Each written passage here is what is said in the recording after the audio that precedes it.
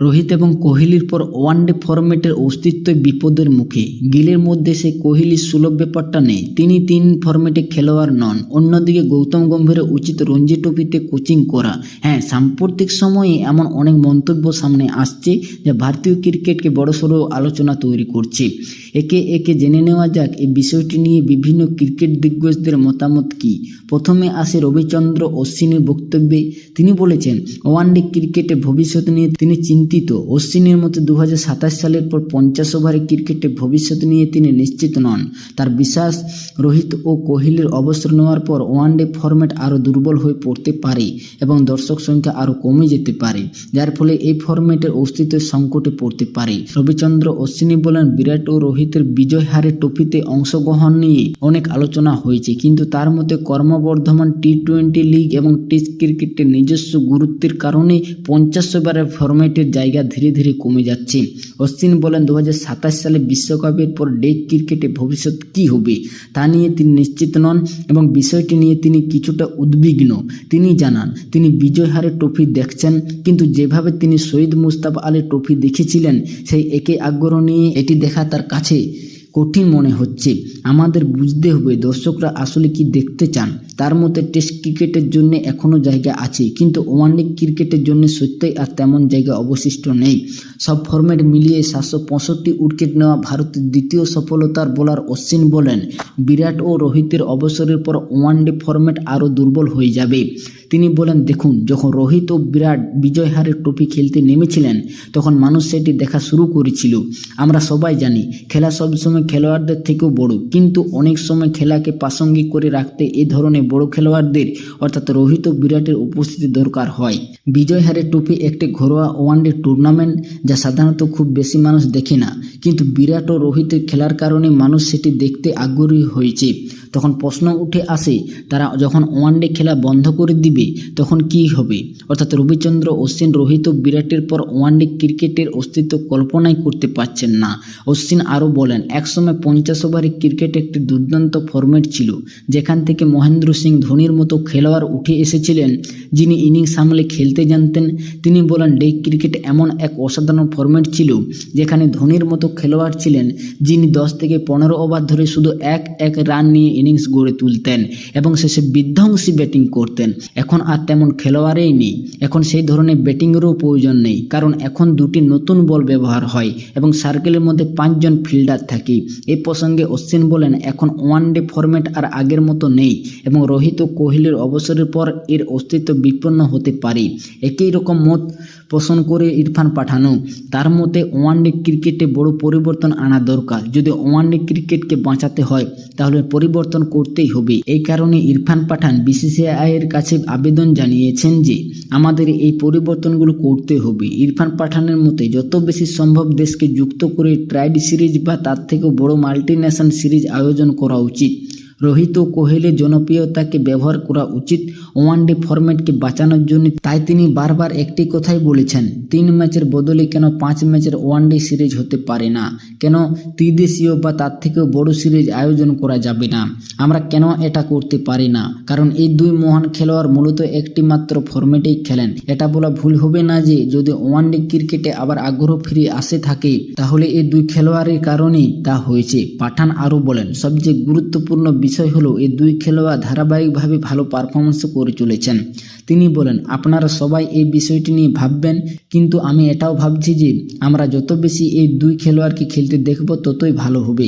তাদের ভারতকে প্রতিনিধিত্ব করতে খেলা থাকা উচিত, আর যখন তারা ভারতের হয়ে খেলছেন না তখন তাদের ঘরোয়া ক্রিকেট খেলতে থাকা উচিত, কারণ তারা যত বেশি খেলবে ততই খেলাটার জন্য ভালো হবে।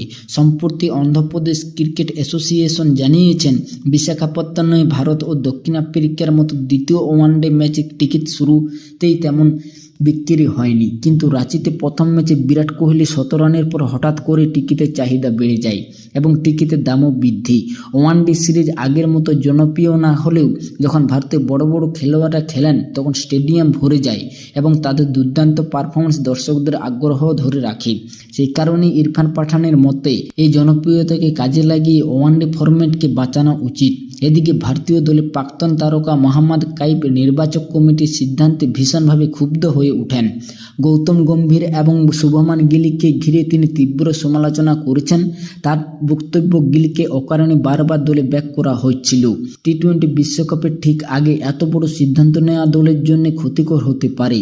এই বিষয়টি ব্যাখ্যা করতে গিয়ে মোহাম্মদ কাইফ নিজের ইউটিউব চ্যানেলে টি-20 বিশ্বকাপের জন্য ভারতীয় দল নির্বাচনের উপর মতামত দেন এবং বেশ কয়েকটি বড় সিদ্ধান্তের কড়া সমালোচনা করেন। তিনি বলেন, এটি মোটো সঠিক কৌশল ছিল না এবং এর ফলে দলের অনেক সমীকরণ নষ্ট হয়ে গেছে। প্রথমে সঞ্জু স্যামসনকে ওপেনিং পজিশন থেকে সরানো হয়, এরপর অক্ষর প্যাটেলের কাছ থেকে সহ অধিনায়কের দায়িত্ব কেড়ে নেওয়া হয়।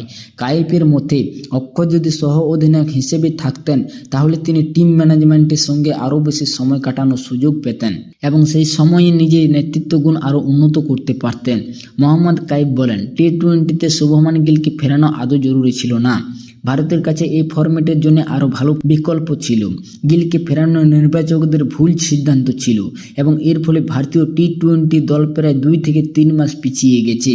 জয়সওয়াল, সঞ্জু স্যামসন কিংবা জিতেশ শর্মার উপর বিনিয়োগ করা যেত।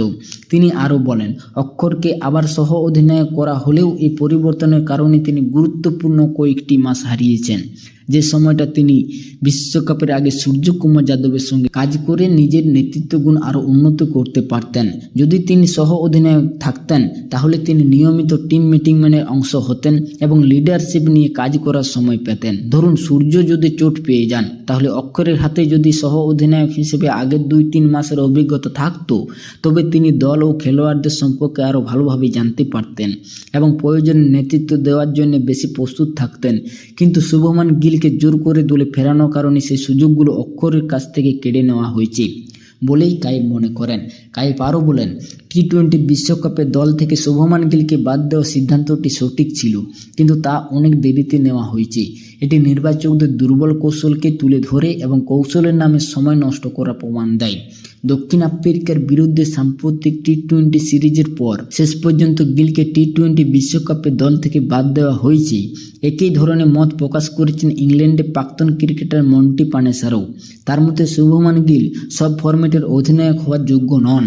এই মন্তব্য ঘিরে ব্যাপক আলোড়ন সৃষ্টি হয়েছে। মন্টি পানেসা বলেন, বিরাট কোহলির মধ্যে যে তীব্রতা ও আক্রমণাত্মক মানসিকতা দেখা যায় তা গিলের মধ্যে নেই। তার মতে গিল কিছুটা উদাসীন ধরনের ক্রিকেটার, তার প্রতিভা প্রচুর, কিন্তু ম্যাচের মধ্যে তিনি অলস শট খেলে ফেলেন। বিরাট কোহলির তীব্রতা ও আগ্রাসন সব ফরম্যাটে স্পষ্টভাবে দেখা যায়, কিন্তু শুভমান গিল তা করতে পারেন না। তার উপর সব ফরম্যাটে চাপ দিলে সেটা তার জন্য অতিরিক্ত বোঝা হয়ে যাবে। তিনি সব ফরম্যাটে অধিনায়ক হতে পারবেন না বলে মন্টি মনে করেন। এখানে থামেননি তিনি, ভারতের কোচ গৌতম গম্ভীরকে নিয়েও বড় মন্তব্য করেছেন। এই ইংল্যান্ডের প্রাক্তন ক্রিকেটার মন্টি পানেসা বলেন, গম্ভীর একজন ভালো হোয়াইট বল কোচ, কারণ এই ফরম্যাটে তিনি সফল হয়েছেন, কিন্তু রেড বল ক্রিকেটের ক্ষেত্রে তার উচিত রঞ্জি ট্রফিতে কোচিং করা। তিনি বলেন, গম্ভীরের উচিত রঞ্জি ট্রফির কোচদের সঙ্গে কথা বলা এবং রেড বল ক্রিকেট কিভাবে দল গঠন করা উচিত সেই বিষয়ে আলোচনা করা। অর্থাৎ ইংল্যান্ডে মন্টি পানেসারও এই বক্তব্য ভারতীয় ক্রিকেটের যথেষ্ট বড়সড় আলোচনার জন্ম দিয়েছে। তো এই ছিল আজকের ভিডিও। যদি ভালো লাগে অবশ্যই একটি লাইক করবেন এবং চ্যানেলে নতুন হয়ে থাকলে চ্যানেলটি সাবস্ক্রাইব করে পাশে বেল আইকনটি অন করে দেবেন। ধন্যবাদ।